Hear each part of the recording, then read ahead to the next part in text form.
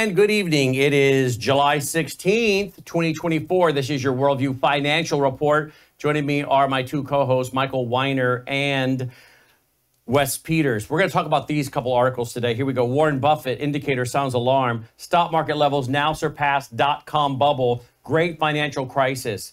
They've surpassed that. Yet when I tell some of my friends that are super heavy leveraged into the market, they tell me, oh, it'll be a little correction and bounce right back. And I'm like, okie dokie. But they don't apparently want to believe that, this thing is overvalued. It's irrational exuberance, as Greenspan said once. But now we get a warning from Warren Buffett. We'll show you the article real quick. We had to plug in a computer. And there it is. Boom. All right, what else are we going to talk about? David Stockman, remember him from the Reagan era? Exposes the Fed's fake victory over inflation. With high prices and mortgage rates, aspiring and current homeowners feel stuck. And then finally, gold jumps to record $2,460 an ounce and hopes Fed will soon cut rates. Let's start right there. Let's start with that. Guys, welcome to the broadcast. Thanks for being with us. No longer bad. Great to have you guys with us. Everybody happy today? Happy. Yes. People are complaining, calling us bad news bears, Brannon. I'm hearing from people what happened to us. They like that? They like it we call you the bad news bears? Oh yeah. Okay. Well, I didn't want to insult you guys too much. I mean, I try to do a little. Thank you. Look, I got some coffee.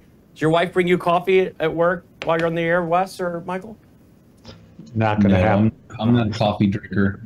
Really? Well, maybe I should start. You should probably start. Look at that fresh, hot cup of coffee from the wife. Jealous.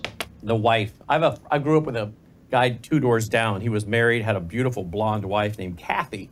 I was in high school, and he was a butcher. He was a butcher. This dude would get up. I'll get back to the finances. This is a good story. This guy drove a Rabbit. Remember those Rabbit in the 1980s, those Rabbit Volkswagen Bugs? Yep. He drove a Rabbit Volkswagen Bug, okay? And he would get in that thing at like 4 in the morning. I'm not kidding you. And you would hear that thing. My bedroom was at the front of the house, so I could hear. At 4 in the morning, he'd rev that, particularly in the winter when he's trying to warm it up. He'd rev that engine up, and it may have been 3:30, but it was certainly 3:34. He was revving that engine up. He was on his way into Cub grocery stores. Cub, that was a huge grocery store chain in the Twin Cities where I was living then. I'm not from the north. I'm from Jackson, Mississippi, but my father's with the government, so we moved around. And we're up there living in the Twin Cities for gazillions of years. And I would wake up regularly, that Volkswagen Bug revving up. Now, this guy was a butcher. I'm going somewhere with this story, guys. This guy was a butcher. And eventually he became like a butcher that was over multiple stores and, the meat department at multiple stores. He rose up. But I would wake up as a junior high school student, hearing him rev that Volkswagen Rabbit up, headed off to work, okay? And this guy was, as I said, a butcher. He had a very nice house. He had a very nice middle-class Rambler. While we were there, he built a pool in the backyard and landscaped all around it. He was married, and then eventually their first child came along, and this guy would come down 2 doors to my house, and we would play ping pong together. So he eventually sold that house, moved and bought a bigger house at a new part of the subdivision, and was living in a really big old colonial house, added more kids. And the point I'm making is that this guy had a skill. He had a skill. He worked hard. He got up, 4:30 in the morning, whatever time that was, early in the morning, and headed off to work. Now, he was home usually by like 2 or 3, whatever, and he was using that pool in the summer a lot. But he had a skill, and he was able to live an extremely middle to upper class life based on that skill. What a difference it is today for young people, right, guys? Yeah, I mean, absolutely. His name was John. John and Kathy. Did he have all his fingers? He did. He was skilled. I told you he was skilled. He wasn't cutting off his own. I know a couple of butchers, and they're missing a finger or two. My butcher just died 2 years ago, so he was like 90-something years old, working at the Kroger.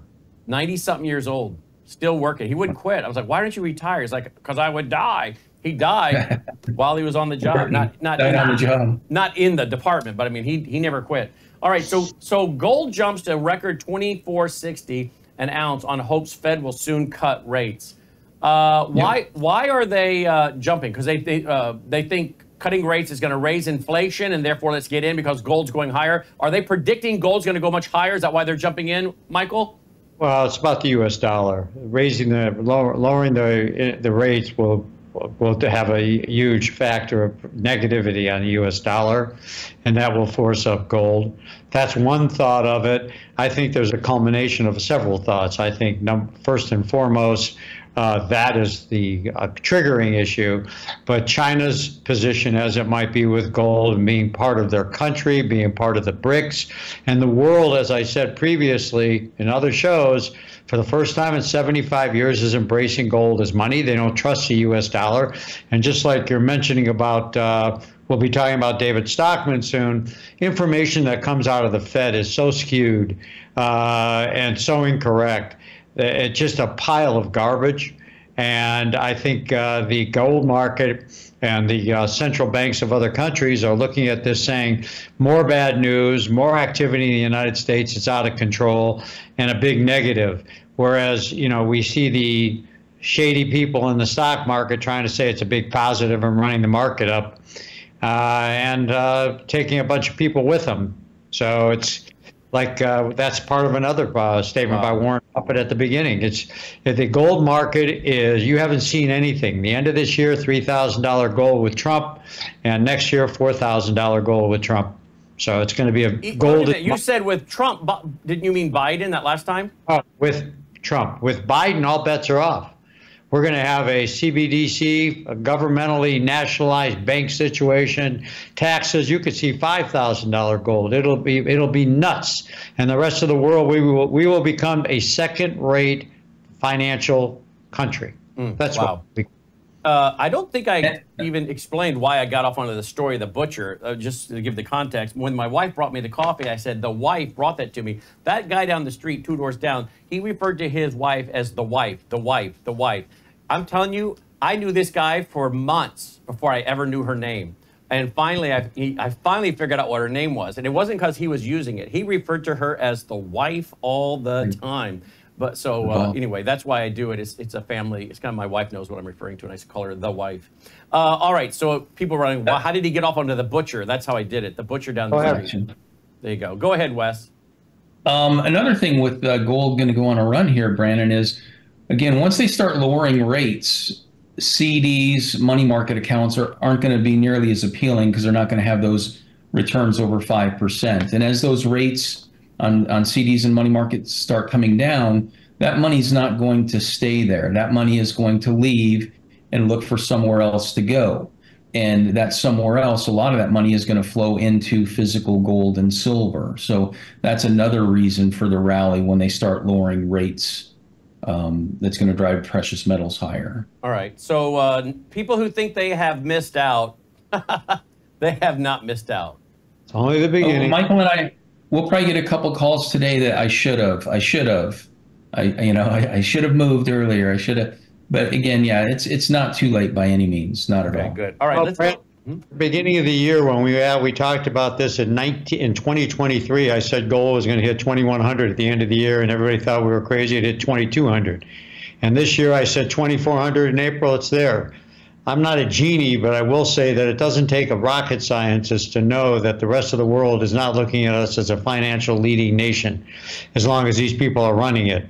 That's why they're gravitating to gold. We lost the petrodollar. There's things on the table. And if Trump, and I believe Trump's going to win, I think the big move now out of the Democrats is to hold the Senate and the House. Go ahead. And if he wins, we're now hearing, different procrastinators are saying that they're going to collapse the economy on him. They're going to collapse the banking on him. They're going to go to World War III under him. They're going to do everything under their power to make life for Donald Trump and his administration. I mean, who knows?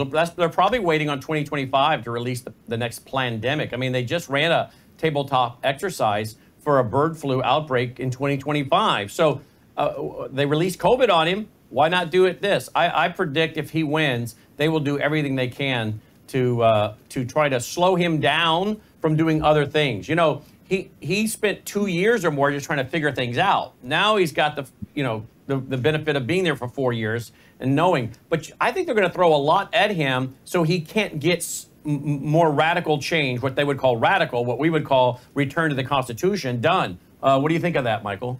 I think that I got bad news for him. Trump knows this. Trump will hand them the rear ends. However, it's going to be a battle.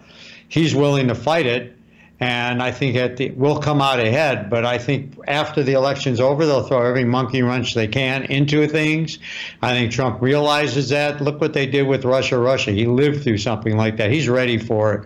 I think that we'll start seeing the good clearing of the skies probably in his second year, the end of the second year. But I think he's setting the stage for who will be the president in 2028. Well, let's pray then, because Alex Jones was on with us, with Laura Logan and Ann Vandersteel and a whole host of them on Sunday in a panel we did. You'll find that, folks, at worldviewtube.com if you want to watch it. It's now received somewhere over 500,000 views. Let me go there real quick and just show you where it's at if you want to watch it. worldviewtube.com, worldviewtube.com. Scroll down the page. There it is right there. Distinguished panel on the attempted assassination of President Trump, including Brannon, Howse, Alex Jones, and Ann Vandersteel, and more. And literally, you can see there is Alex with his hand up by his forehead. He spent quite a bit of time in that show with his head in his hands. He is predicting that they are going to try to carry out another attempt on the life of President Trump. He says this guy needs to go to an underground bunker and just broadcast from there. He's very, very concerned about him and what they'll try. So again, you can go there and watch it. By the way, let me go back to worldviewtube.com real quick. If you go back there, you'll see last night we did a show, Lieutenant Colonel Dave Grossman and Ann Vandersteel, on was there a second shooter? Secret Service stand down, unqualified agents and gunmen allowed to shoot before being eliminated. Gordon Chang on China's economy is eroding, and Xi Jinping may need a distraction like going after the Philippines. Michael Reagan reflects on his father in 1981 and the many failures that led to the assassination attempt on President Trump. And there is a great graphic. Look at that. The reaction by the Secret Service in 1981 versus the reaction of the Secret Service on Saturday. Big difference. He should have been out of there in seconds. And Michael Reagan went into a lot of that last night. So a lot to talk about there. A lot of this, again, the panel from Saturday or Sunday with Alex Jones, Ann Vandersteel, Laura Logan, and so many at worldviewtube.com. And of course, we put up every day the financial report right there. Inflation and interest rates to remain high. So if you don't catch it live, it's on the replay. Of course, the Two Docs is a huge show with Senator Ron Johnson on government corruption. So much there at worldviewtube.com. We're well now into seven figures as far as unique viewers a month. We also just had a big meeting today. We are working on a big 100,000 plus direct mail piece, 100,000 pieces of direct mail going out of here with our listener schedule and more. So we have some big promotion things going because there's a lot of people that want to know about us. They just don't know about us. And once they find out about us, they're like, why didn't I know about you guys years ago? So there you go. All right, back to our panel. The Bad News Bears, that's their new nickname. People apparently love it. I guess they're telling you, why is he giving up on that? I didn't want to offend them, but apparently they like it. The Bad News Bears, Wes Peters, Michael Weiner of Swiss America. Guys, let me mention about Trump last night. Walking into the RNC, that was a man that looked very humble. That's a man that looked very serious, humble, grateful. I guess he told the New York Post, the headline was, "I shouldn't be here." He acknowledged on social media that night that we read on the air that God protected him. This was providence. Now, I noticed everyone today talking about the way he looked and how even the ABC News, I've turned on ABC News to see how they were reacting, and they were even being very respectful and talking about, wow, this looks like a very serious and somber and humble reset Donald Trump, a reset Donald Trump. Let me tell you what I saw, guys. I saw gratefulness. I saw some humility. I saw appreciation. I saw a guy that realized that, right now at the RNC, they would be trying to figure out who the new candidate would be, and he'd be in a morgue somewhere as they planned a state funeral. I saw a guy that realized his family, his children, his grandchildren just about lost him. But I'll tell you what else I saw in his face. And I'm not hearing anyone else say this, so this is original to what I saw. I saw a man that realizes the federal government is trying to murder him. I saw a man whose face said, we're in big trouble. We are in big trouble. I could be living on borrowed time, and I'm worried about, not myself, I'm worried about my children, I'm worried about my grandchildren, and I'm worried about my country. That's what I saw. I saw a man last night with the weight of the world in his face. There were people last night making jokes, cracking jokes, saying things, even affirming things about him. And I watched his facial expression, and a few times he didn't even crack a smile when everyone else was laughing. So I don't know what was running through his head right then, but I'll tell you, I saw a guy that realizes his own federal government, our federal government, tried murdering him. He knows it. Would you like to comment, Wes? Well, Brannon, I mean, imagine going through something like that. I mean, this guy was literally millimeter away from being killed. And that definitely is going to make you step back and reevaluate things and look at things. And I think you're exactly right. He realizes what he's going up against, a deep state that will go to any levels to maintain power. And for him to have the courage, I mean, how many people would say, this isn't worth it, I'm out, I'm done, pick somebody else, you know? It takes a very special person to go through something like that and then just to continue to fight. And the guy doesn't, you know, he's obviously not doing it for the money, all the headache and all the money he has spent trying to defend himself and his family. Who in their right mind would want to put up with all of that? Well, someone that obviously has a deep love and compassion for our country. And we should be very thankful that we have Donald Trump as strong as he is and willing to take those literally shots and all the lawsuits and everything that he's had to face trying to make America great again. Yeah, and, because at this point he has nothing to prove.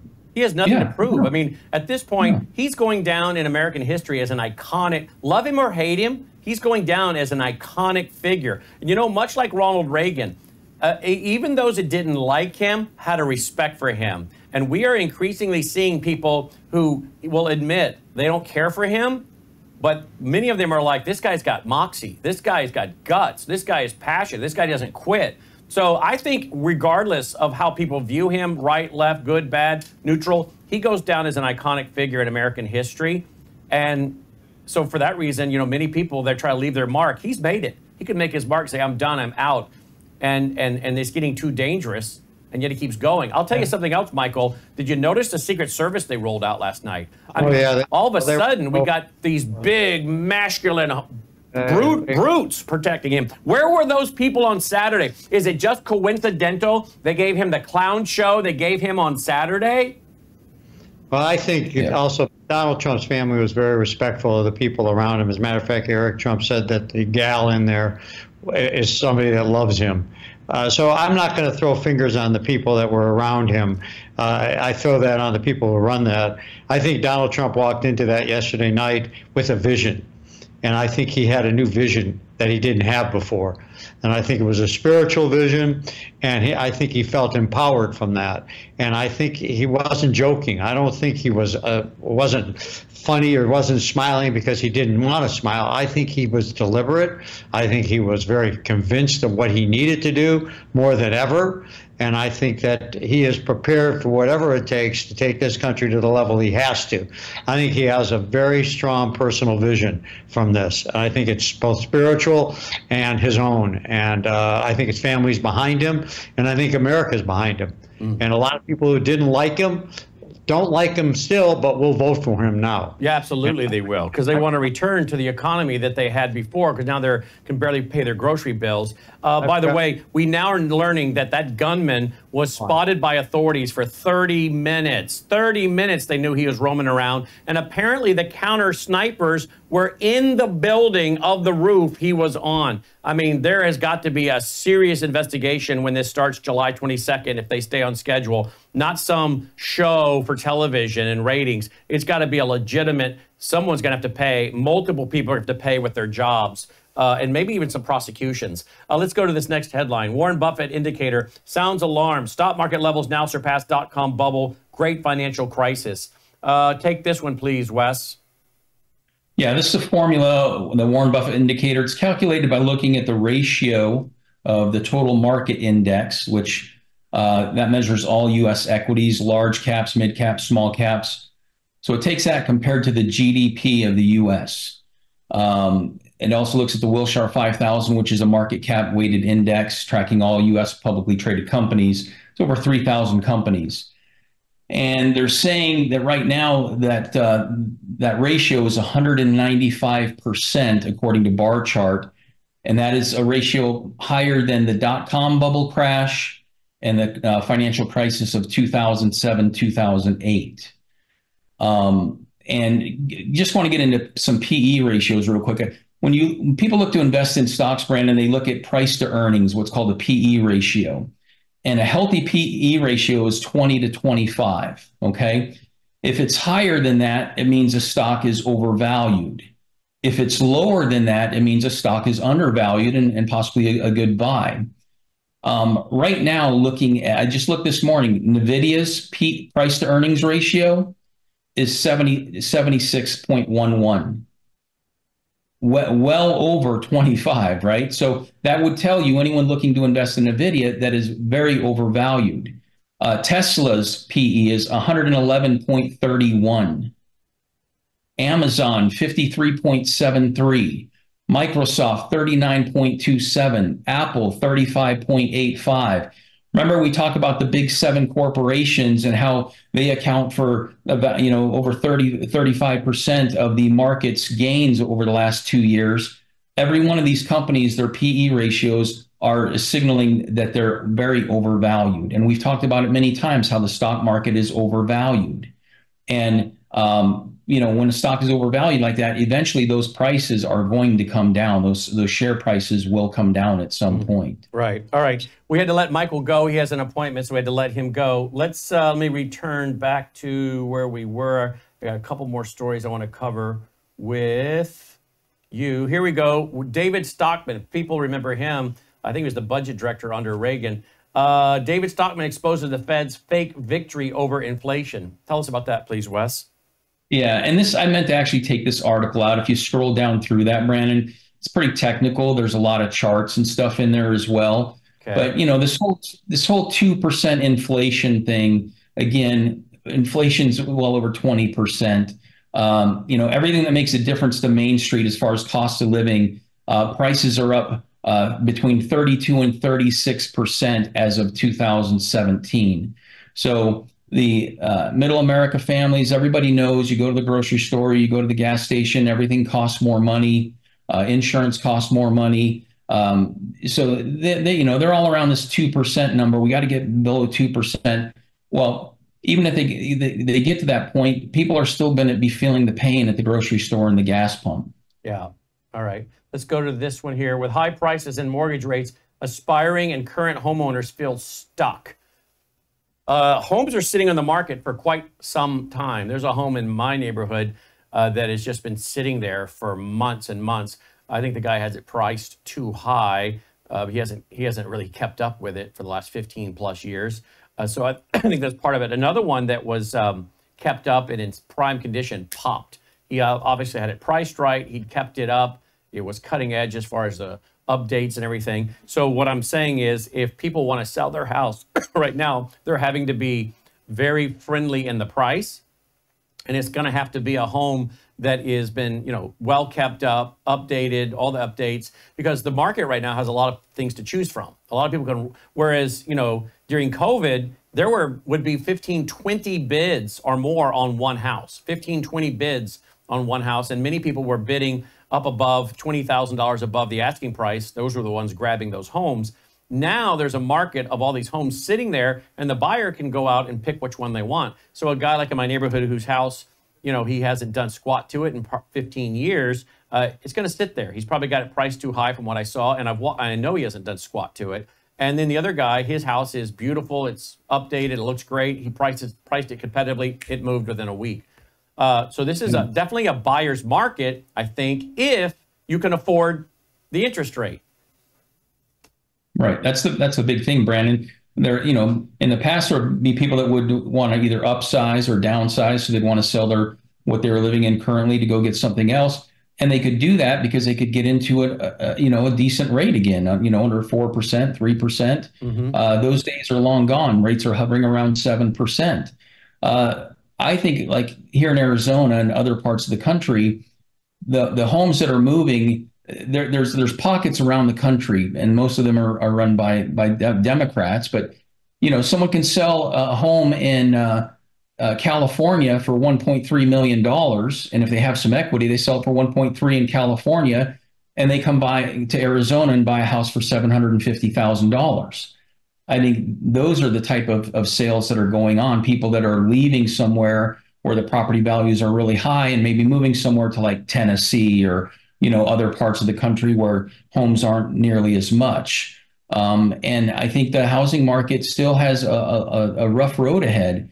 The commercial real estate market, we've talked about that, but even residential housing, I think, is going to be stagnant for a while. And, I think it's going to get to be even more of a buyer's market for those people that are in a position to, to sell and have some equity and get into something else. But we're going to have a tough road ahead in the real estate market. Yeah.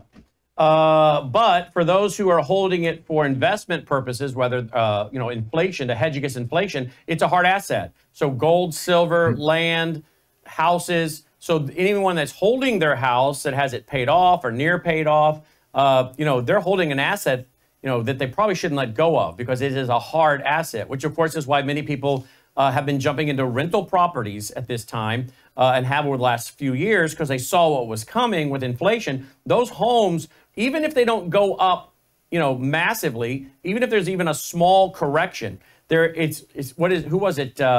Mark Twain, who said, I'm more concerned about the return of my money than I am the return on my money. And someone that buys a property, particularly if they're someone that's an investor in property, at least they have a hard asset versus that money sitting in the stock market or the bank. It's really not your money in the small print.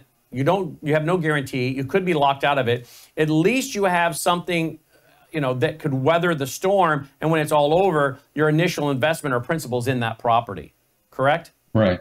Correct. And as long as people aren't leveraging themselves or extending themselves, wealthy people right now with their cash, I'm sure they're out there buying properties with cash, and making deals because there are deals out there to be made if you come from a position of strength and have the cash to buy. Right. But, people out there promoting their seminars and everything that, don't use your money, use the government's money, borrow, borrow, borrow. I would definitely not get involved. I watch these guys, those that do that and tell you how, I own 100 homes and, and every one of them's mortgaged to the hilt, right? And they're just making it. Well, I know of a guy over in Alabama that did that. And he had a huge portfolio. He ended up losing all of his homes, but just a few.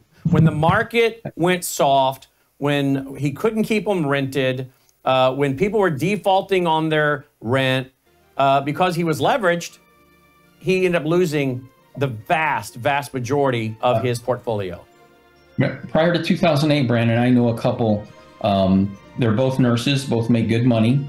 They started going to these seminars on real estate. Speed it up, we're about running out of time.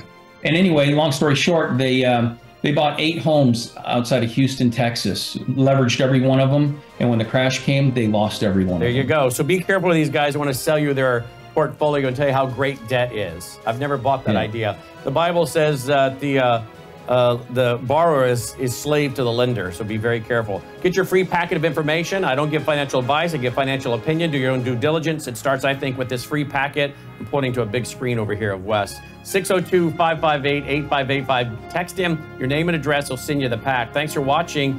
That's the Worldview Financial Report with the Bad News Bears and Brannon Howse. Take care.